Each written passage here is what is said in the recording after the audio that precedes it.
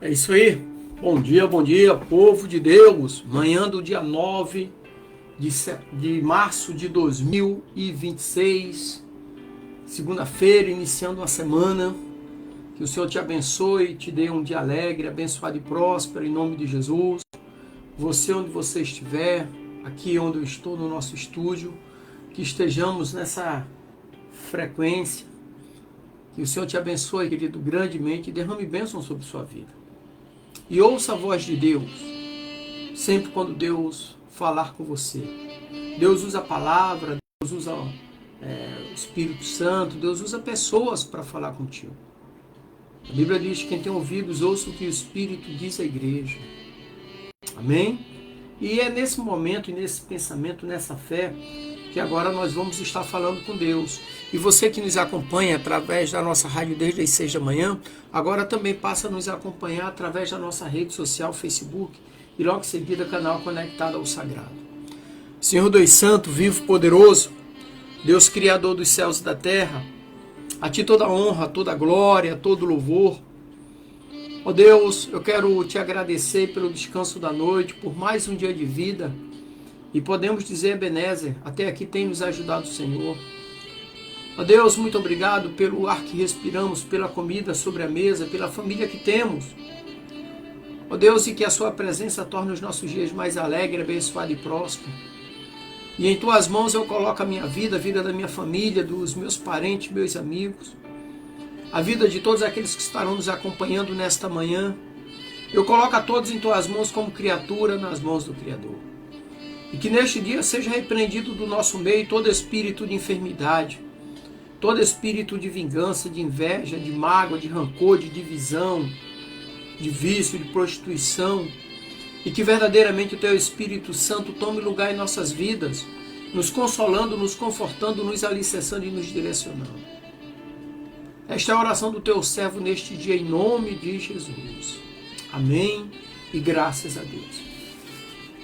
Eu quero ler o texto de Tiago, capítulo 1, versículo 5, que diz assim: se algum de vocês tem falta de sabedoria, peça a Deus, que a todos dá de boa vontade, sem censurar, e ela será dada. Então imagine se você diante de uma encruzilhada, uma bifurcação, numa estrada da vida, nessas encruzilhadas ali. De um lado, uma decisão fácil que parece segura, mas que talvez não seja a melhor decisão. Do outro lado, uma decisão difícil que exige coragem e sabedoria. Então, como é que você vai agir diante desse conflito? A decisão mais difícil é mais certa, a mais fácil é a que vai te levar à ruína. Então, muitas vezes, as pessoas se sentem perdidas nisso aqui. O que é mais fácil? É fazer o mais fácil. O que é mais difícil? Fazer o mais difícil. O mais difícil te dá segurança, te dá um futuro melhor, mas é mais difícil. Então a maioria das pessoas escolhe o mais fácil. Jesus, ele decidiu carregar a cruz. Foi uma decisão dada pelo pai dele. Sabe? Mas ele obedeceu. Em Apocalipse 1,18 diz que ele tem a chave da morte e do inferno nas mãos. A conquista exige sacrifício. Essa é a realidade. A epístola de Tiago, se nós vamos olhar para o contexto histórico-cultural, a epístola de Tiago foi escrita provavelmente por Tiago, que era irmão de Jesus, ali por volta do início do primeiro século. De meados do primeiro século em diante, né? Numa época de grande agitação social, política, religiosa e também econômica. Os cristãos enfrentavam perseguições e principalmente dificuldades econômicas e os conflitos internos, até porque um século e meio anterior teve a revolta dos Macabeus, aquela batalha. Logo em seguida os romanos conquistaram Israel e eles estavam sob opressão novamente. Então, Tiago ele escreve para encorajar a maturidade espiritual daquele povo e também a perseverança na fé. E Tiago aqui destaca a importância de uma fé prática e ativa. Então, no capítulo 1 de Tiago, ele aborda questões de provocações, de orações e principalmente sabedoria. Então, oração e sabedoria são temas essenciais na comunidade daquela época e de hoje também, que precisavam de uma orientação divina, como nós hoje precisamos de uma orientação divina para enfrentar os desafios diários, os desafios que surgem, que se levantam.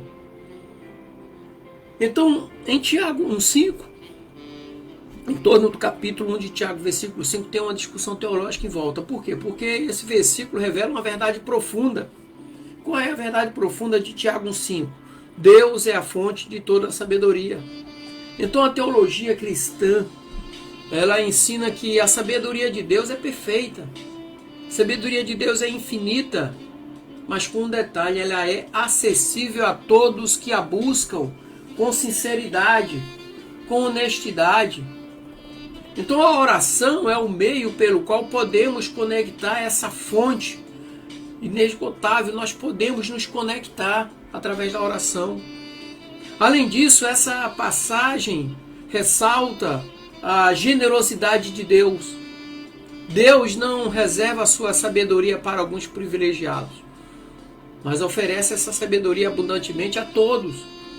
Então isso nos revela um Deus que deseja nos orientar e nos conceder discernimento. Deus concede discernimento para as nossas decisões diárias. Só não tem discernimento quem não tem intimidade com Deus. Então Tiago 1,5 diz exatamente isso que eu já li, né? Se algum de vocês, não todos, mas se algum de vocês tem falta de sabedoria, peça a Deus, que a todos dá de boa vontade, sem censurar, e ela será dada. Então, a frase falta de sabedoria, que é o do grego lepsis sophias, a palavra lepsias, grego, indica uma deficiência, um espaço, uma lacuna, uma ausência.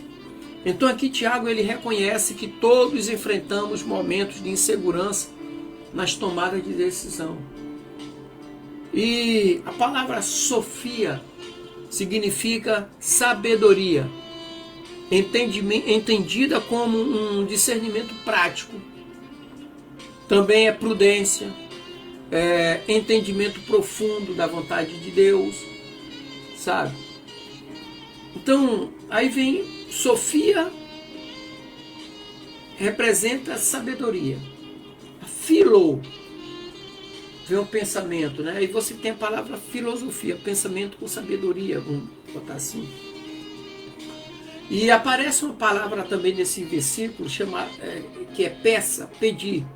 No grego a palavra peça é aitel.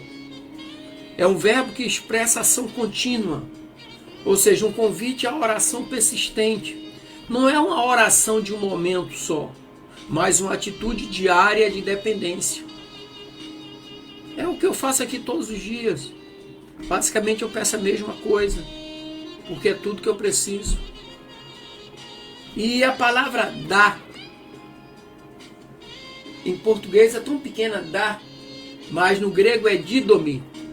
Indica a generosidade de Deus, que dá de boa vontade, sem reservas. Significa que Deus não hesita em compartilhar sua sabedoria conosco. E Ele não restringe, Ele não tem censura, Ele libera sem censura. A palavra, essa frase sem censura no grego é anenokos. Ou seja, a palavra sugere liberdade, sem julgamento ou reprovação. Deus não nos reprova por nossas dúvidas ou por pedir ajuda, pelo contrário, Ele nos socorre. Uma curiosidade é que no Antigo Testamento, a sabedoria é uma qualidade divina, a sabedoria é uma qualidade divina que personifica a figura de Deus, que compartilha essa sabedoria só com os justos. No Novo Testamento, essa ideia se amplia, mostrando que a sabedoria é um dom dado pelo Espírito Santo, que vem de Deus, mas ele amplia e ao mesmo tempo restringe-se. Isso quer dizer que a pessoa precisa ter o Espírito Santo em si para poder receber essa sabedoria, que acaba sendo a mesma coisa. Então, e quando nós vamos para a Bíblia pegar referências cruzadas, por exemplo, nós temos em Provérbios capítulo 3, versículos 5 e 6, que nós já pregamos aqui alguns anos atrás. Então, Provérbios 3, versículos 5 e 6 diz assim, abre aspas, confie no Senhor de todo o seu coração e não se apoie em seu próprio entendimento. Reconheça-o em todos os seus caminhos e ele endireitará as suas veredas. Então aqui em Provérbios 3, versículos 5 e 6, destaca a confiança que devemos ter na direção de Deus. No Salmo 37, versículo 5 diz, entrega o seu caminho ao Senhor, confie nele, e ele agirá, e o mais tudo ele fará. Então aqui enfatiza a entrega e a confiança na ação de Deus. E no Salmo 119, versículo 5, diz, lâmpada para os meus pés é a tua palavra e luz para os meus caminhos. Então aqui enfatiza a sabedoria de Deus que é revelada através da sua palavra. E em Mateus 7,7 diz assim, peçam e será dado, busque e encontrarão, batam e a porta será aberta. Ou seja, o convite de Jesus para buscarmos a sabedoria divina. Quando nós olhamos para a história, um exemplo histórico que nós temos, e bíblico, é o exemplo de Salomão, que foi conhecido por sua sabedoria extraordinária. Então, quando Deus lhe apareceu em sonho, assim que Davi morreu e ele assumiu o trono, e Deus ofereceu para ele muitas coisas quando lhe apareceu em sonho. Mas Salomão, ele pediu discernimento para governar sobre o povo de Israel. Pediu sabedoria. Então Deus lhe concedeu uma sabedoria incomparável, que até hoje é referência. Então a história de Salomão mostra que a verdadeira sabedoria vem de Deus e que ela é um presente generoso para aqueles que a buscam com humildade. Outro exemplo maravilhoso, que eu admiro muito esse homem, que é William Carey. Ele ficou conhecido como o pai das missões modernas. Ele enfrentou inúmeras dificuldades na tradução da Bíblia e no trabalho missionário. William, ele confiou na sabedoria de Deus, ele buscou sua direção continuamente. A sua fé e dependência de Deus levaram ele a realizar feitos extraordinários. Ele levou o evangelho para a Índia. Imagine a dificuldade que ele enfrentou. Então, o interessante é que Jesus, ele é a personificação máxima da sabedoria de Deus. Na primeira carta aos Coríntios, Paulo escreveu ali no capítulo 1, versículo 24, ali chama Cristo de a sabedoria de Deus. Jesus é o caminho, a verdade e a vida, de acordo com João 14,6. Então, ao buscar a sabedoria de Deus, somos convidados a olhar para Cristo. Cristo é o exemplo perfeito da dependência, discernimento e obediência ao Pai. É Cristo. Mas, pastorzão, como é que nós conseguimos? Quais são as lições práticas disso tudo? Primeiro é confiança na oração. A pessoa que ora é porque confia na oração. Então devemos orar continuamente, pedindo sabedoria com fé, sabendo que Deus é generoso e nos ouvirá. Segundo, dependência diária. Reconhecer que não temos todas as respostas e que nossa força vem de Deus. Terceiro, decisões com propósito. Buscar a orientação de Deus em todas as áreas da vida. Quais são as áreas da vida? Família, trabalho, relacionamentos e o chamado de Deus. Esses 4 precisamos ter orientação. E a quarta lição aqui é a humildade na busca. Admitir nossa limitação e clamar por discernimento com humildade. Sabendo que Deus dá generosamente. É Deus que dá. E por último, viver com esperança. A certeza de que Deus nos orienta, mesmo na escuridão. Que sua sabedoria ilumina nossos caminhos. Simples assim. Amém, queridos? Então que Deus te abençoe. Que Deus te dê a sabedoria para sobressair diante das grandes lutas da vida, das grandes dificuldades. Peça a Deus. E Ele vai te dar uma sabedoria que ninguém jamais vai te dar. Só Deus. Amém? Que o Senhor te abençoe. Te dê uma semana alegre, abençoada e próspera. Em nome de Jesus.